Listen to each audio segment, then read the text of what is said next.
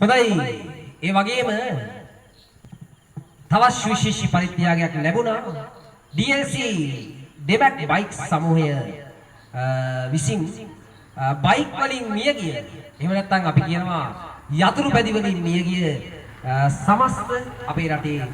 මිනිස්සුන්ට පින් දෙන්නලු අකාලයට මිලිනුන තරුණ ජීවිතවලට පින් අනුමෝදන් කිරීමයි අභිප්‍රාය. ඒත් එක්කම DLC ඩෙබැක් බයික් සමූහයේ ප්‍රධානියාගේ ආදරණීය දෙමව්පියන් දෙපළට පින් දෙන්න කියලා රුපියල් 1000ක පරිත්‍යාගයක්. ඒ ආදරණීය දෙමව්පියන්ට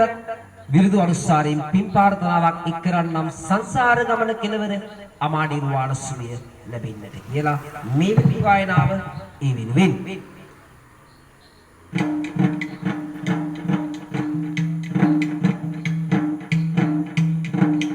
DLC ඩෙබැක් බයික් සමාගමේ නම ලීවා රුපියල් 1000ක මුදලක් උත්තම වැඩකට දීවා බයික් වලින් මිය ගියන් අපේ උදවිය මෙහි සිහියුවා විරිඳුවකින් පින් දෙන්නට බොහොම දුකින් මට කීවා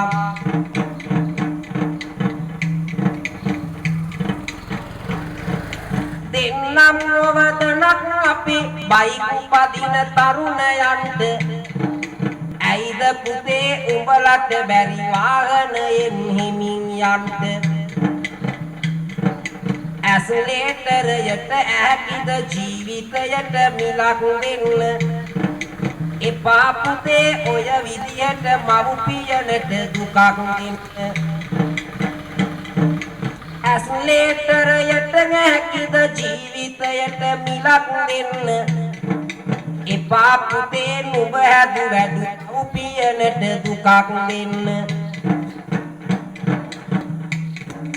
DLC සමාගමි අත්පති සදසී වන්නේ